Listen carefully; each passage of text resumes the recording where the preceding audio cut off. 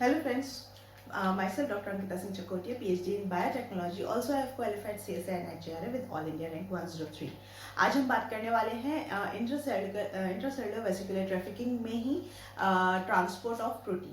देखिए प्रोटीन के इसलिए मैं एग्जांपल ले रही हूँ या पर्टिकुलर केस ले रही हूँ because it is the most abundant molecule that is synthesised within the cell. Ultimate product भी है जीन एक्सप्रेशन का. अब अगर सेल की बात करें तो प्रोटीन कहाँ कहाँ बनता है. देखिए मैं टू मेमोराइज थिंग्स इजीली मैं चीज़ों को ना अपने लाइफ एग्जाम्पल से जो हमेशा कनेक्ट करने की कोशिश करती थी.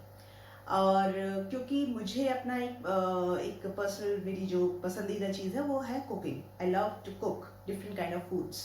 तो मैं ना प्रोटीन सिंथेसिस को कुकिंग से बड़ा कोरिलेट करती थी कि ultimately protein is also like कि एक कोई बड़ी ही मज़ेदार सी लजीजदार सी डिश बनाना with some different kind of ingredient. तो देखिए प्रोटीन सिंथेसिस में मेनली दो शेफ काम करते हैं. एक होता है राइबोसोम, एक होता है एमआरएनए. ठीक है, ये दोनों शेफ क्या करते हैं, मान लीजिए इमेजिन करिए एक बाउल में बहुत सारे अमाइनो एसिड्स एज इंग्रेडिएंट्स पड़े हुए हैं. ठीक है, और जो आपके स्पाइसेस है ना वो होते हैं आपके एंजाइम. क्या? पेप्टाइड सिंथेज, जो कि पेप्टाइड बॉन्ड बनाते हैं. ठीक है, एंड जो आप स्पून यूज करते हैं to pick individual amino acid वो होती है टीआरएनए. तो ये दो शेफ मिलके टीआरएनए की मदद से अमाइनो एसिड को एट पर्टिकुलर साइट पे लोकेट करते जाते हैं. बीच बीच में आके कुछ एक मसालों का काम है क्या भाई कुकिंग में, स्वाद को बढ़ाना और चीज़ों को अच्छे से बाइंड कर देना, है ना. तो वो पेप्टाइड सिंथेस का काम यही होता है. तो एक तरह का ना बड़ा इंटरेस्टिंग सा, मतलब ये मेरा पर्सनल कॉन्सेप्ट है, आप अपना कुछ बना सकते हैं. मैं हमेशा इस तरह से करती थी. तो देखिए अब सेल में जहाँ भी राइबोसोम होगा, एमआरएनए होगा, स्वाभाविक है प्रोटीन सिंथेसिस होगा ही होगा. ठीक है, अब राइबोसोम कहाँ कहाँ पाए जाते हैं. राइबोसोम पाए जाते हैं with in the cytoplasm, on the surface of rough endoplasmic reticulum and organelle that is mitochondria and plastid या क्लोरोप्लास्ट कह लीजिए प्लांट के केस में. तो यहाँ आपके राइबोसोम्स भी होते हैं और एमआरएनए भी होते हैं. अच्छा, क्योंकि ऑर्गेनेल में जो डबल स्ट्रैंडेड सर्कुलर डीएनए होता है उससे जो एमआरएनए एंड जो भी प्रोटीन के लिए जीन वो बनाता है, वो प्रोटीन अल्टीमेटली जो बनती है ना that is for the organelle use only. वो ऐसा नहीं कि बाहर जाती है साइड सेल के लिए फर्दर यूज में आएगी. It's not like that. Cell के यूज के लिए like in the form of enzyme, in the form of membrane protein, receptor protein, ion channel protein, इन सब के लिए ना साइटोप्लाज्म में ही प्रोटीन बनती है. अब साइटोप्लाज्म में प्रोटीन बनी है तो ऐसा तो है नहीं कि वो बस बनी एनी पर्टिकुलर साइट और सीधे जाके अपना जहाँ भी उसको पर्टिकुलर लोकेशन पे सर्व करना उस प्रोटीन को वहाँ पे जाके स्टार्ट कर दी फंक्शन. ऐसा नहीं होता क्योंकि फ्रीली प्रोटीन अगर मूव करेगी विद इन द साइटोप्लाज्म तो there are so many enzyme, destructive enzyme, mainly protease, peptidase, ऐसे कुछ एक वो है एंजाइम जो कि उसको बड़े ही इजीली जैसे देखेंगे ना, अच्छा फ्री कोई प्रोटीन घूम रही आ जाते हैं, हम कट करते हैं, वो उसका डिस्ट्रक्शन कर देती है. ठीक है, इट्स जस्ट लाइक जो कि लॉकडाउन की कंडीशन में जब पुलिस लोगों को फ्रीली बंदों को घूमते हुए देख के उनको पिटाई करती है ना कि क्यों आप घूम रहे हो, ऐसे उनको रोक टोक करती है. बिल्कुल वैसा ही प्रोटीज पेप्टाइडेज का काम होता है अगर वो किसी भी फ्री प्रोटीन को सेल में घूमते हुए देखते हैं.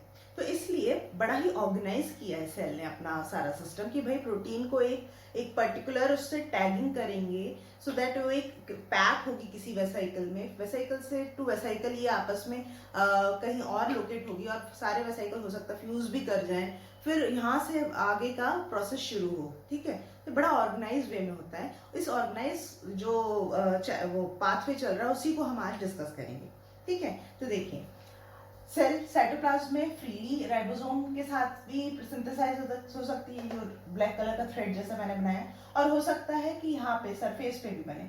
अल्टीमेटली यहाँ बने या इसके सरफेस पे बने, इसको enter lumen of endoplasmic reticulum में ही होना होता है, यहाँ पे एंटर हो जाती है.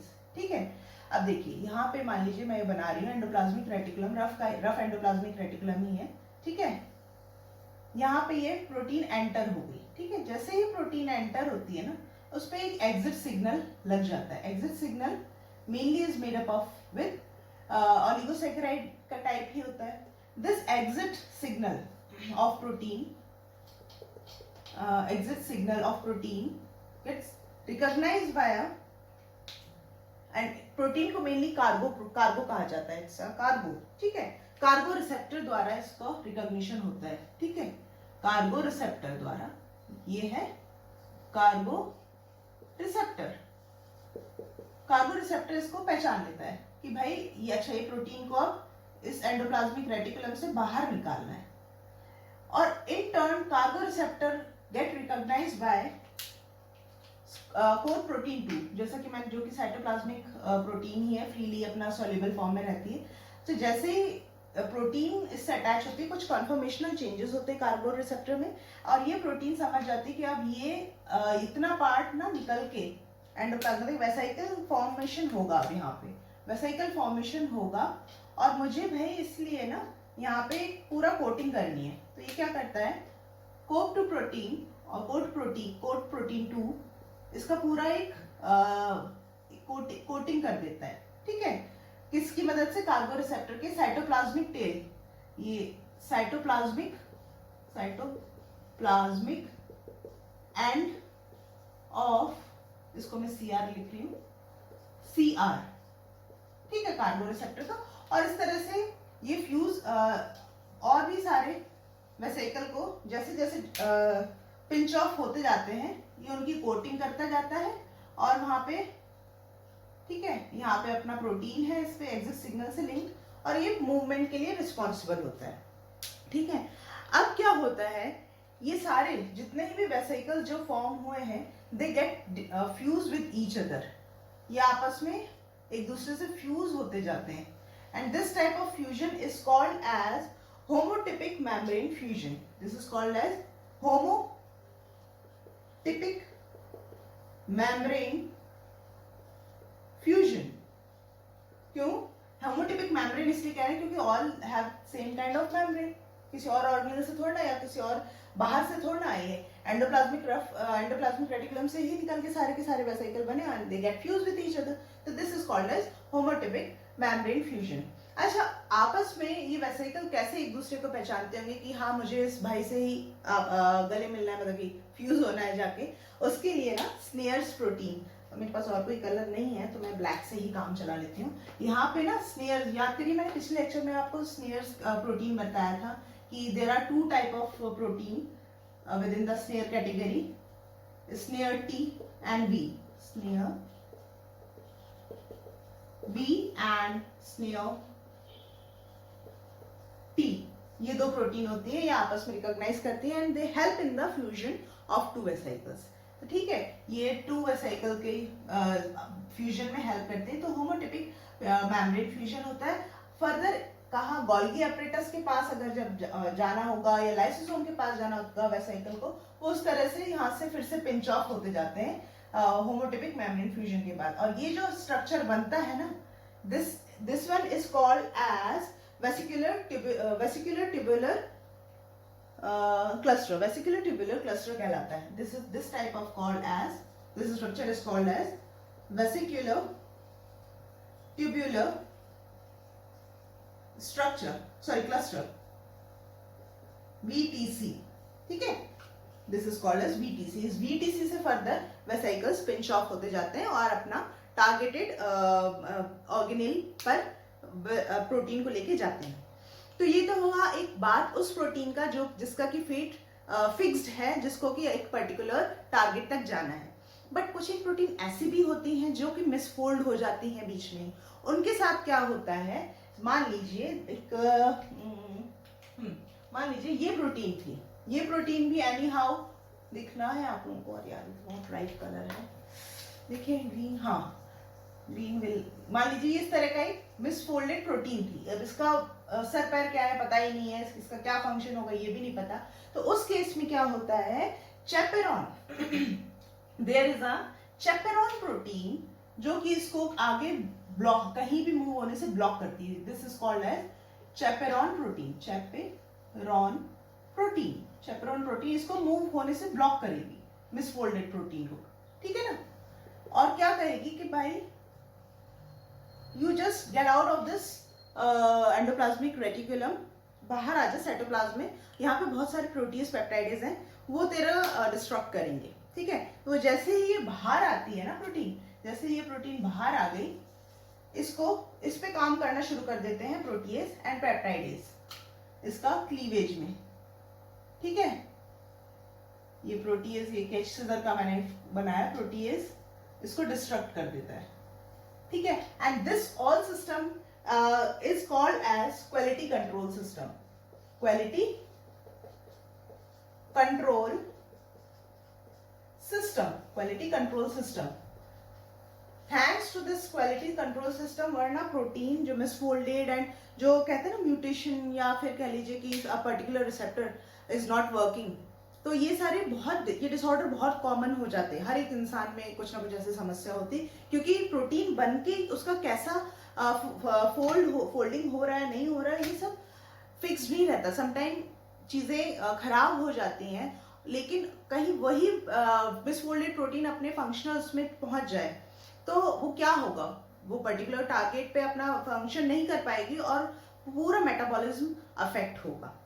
बट ऐसा ना हो उसलिए इसके लिए हमारा क्वालिटी कंट्रोल सिस्टम बहुत इंपॉर्टेंट रोल प्ले करता है। एक डिसीज का नाम भी है cystic fibrosis CFTR, cystic fibrosis transmembrane receptor gene पे जो निर्भर होता है, इस जो कि क्रोमोसोम नंबर 7 पे पाया जाता है ये जीन, ठीक है। इस जीन में म्यूटेशन आने की वजह से भी यही समस्या होती है।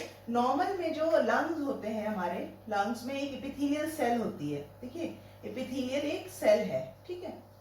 एपिथेलियल सेल में क्या होता है, कुछ चैनल्स होते हैं, मेनली CFTR किसके लिए रिस्पॉन्सिबल होता है, क्लोराइड आयन को बाहर भेजने के लिए इस सेल में। बट क्या होता है जब ये म्यूटेशन हो जाता है सिस्टिक फिब्रोसिस के केस में, तो उस केस में क्या होता है, ये जो आयन चैनल ये प्रोटीन का मिसफोल्डेड भी हो जाती है एंड क्वालिटी कंट्रोल सिस्टम क्या करता है, उस प्रोटीन को यहाँ पे चैनल बनाने से रोकता है, क्योंकि प्रोटीन ही जब मिसफोल्डेड हो गई है इस जीन में क्रोमोसोम नंबर 7 पे जब म्यूटेशन ही हो गया है, तो क्या होता है कि मिसफोल्डेड प्रोटीन को अपने टारगेट साइट पे क्या ही भेजना, तो चैनल की कमी की वजह से क्लोराइड आयन बाहर नहीं जा पाते। अब क्लोराइड आयन बाहर नहीं जा पाते हैं तो क्या होता है कि वाटर मॉलिक्यूल भी क्लोराइड आयन के साथ ही सिंपोर्ट टाइप का, मतलब ये लीजिए कि क्लोराइड आयन बाहर भेजने का मेन मकसद यही है कि वाटर मॉलिक्यूल को भी बाहर इन एपिथेलियल सेल के पास में भेजा जाए, जैसे कि बाहर का सरफेस जो है वो हाइड्रेटेड रहे। लेकिन जब म्यूटेशन हो जाता है ना, तो ये वाटर मॉलिक्यूल बाहर नहीं रह पाता, तो जिस वजह से क्या होता है कि अब हमारे लंग्स ही है, मान लीजिए लंग्स में हमारा हर जगह म्यूकस है, म्यूकस ही म्यूकस है। अगर हमारे वो म्यूकस हेल्पफुल तो होता है, लेकिन हेल्पफुल तब होता है जब वो प्रॉपर्ली हाइड्रेटेड रहे। लेकिन CFTR के म्यूटेशन की वजह से सिस्टिक फिब्रोसिस में ये वाटर मॉलिक्यूल बाहर, मतलब कि सरफेस जो है हाइड्रेटेड नहीं हो पाती, इसलिए म्यूकस जो है वो काफी थिक हो जाता है। थिक हो जाने की वजह से हमें बहुत समस्या, रेस्पिरेटरी प्रॉब्लम बहुत ज्यादा होता है, उसी का नाम दिया है सिस्टिक फिब्रोसिस। बहुत इजीली हमें बैक्टीरियल इन्फेक्शन लग जाता है, क्योंकि अब वो थिक हो गया है तो माइक्रोब को पकड़ नहीं पाएगा। तो ये बहुत इंपॉर्टेंट हमारा क्वालिटी कंट्रोल सिस्टम होता है प्रोटीन के डिस्ट्रक्शन में, प्रोटीन को वापस साइटोप्लाज्म में भेजने में और उनका रेगुलेट करने में, ठीक है। तो एक क्वालिटी कंट्रोल सिस्टम के बारे में बात की हमने। एक और चीज में आपको कार्गो रिसेप्टर का भी एक एग्जांपल देना चाहूंगी। एक there is an cargo receptor mainly is lectin protein होती है, ठीक है, लेक्टिन प्रोटीन।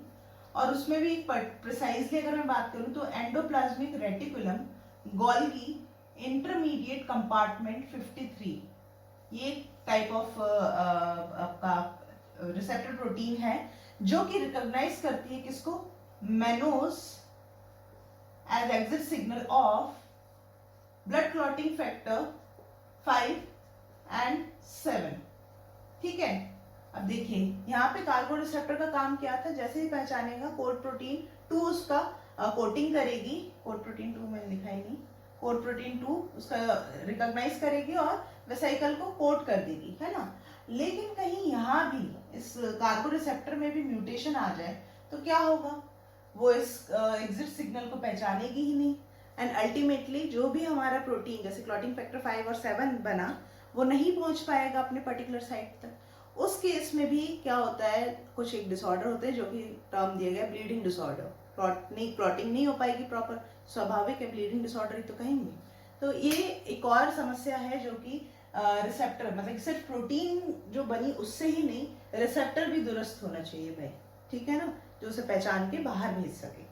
तो वो एग्जाम्पल ये है ERGIC53 लेक्टिन प्रोटीन का, ठीक है। So this is about a small part of intravesicular trafficking of protein mainly. कहाँ से कहाँ तक का रास्ता तय किया अभी हमने, एंडोप्लाज्मिक रेटिकुलम से गोल्गी एपेटस, मतलब मेनली तो ये वेसिकुलर ट्यूबुलर क्लस्टर अभी तक बना है। आगे गोल्गी एपेटस से कैसे कैसे पहुंचता है, या वापस बीच में से ही अगर किसी जो कि जैसे कि मैंने बताया मिसफोल्डेड प्रोटीन होती है उन्हें वापस से कैसे भेज दिया जाए, या कुछ और पाथवे, वो सब हम और डिटेल में डिस्कस करेंगे आने वाले लेक्चर्स में। अगर मेरा आज का लेक्चर अच्छा लगा हो तो please hit the like button, share this video with your friend, subscribe my channel and press the bell icon so that notification आप तक सबसे पहले पहुंचे। और अगर कुछ भी मॉडिफिकेशन आप लोगों को रिक्वायर्ड है मेरे लेक्चर्स में तो please let me know in the chat box, ठीक है। मिलते हैं आगे के लेक्चर के साथ में। Till then stay safe and stay blessed, bye bye.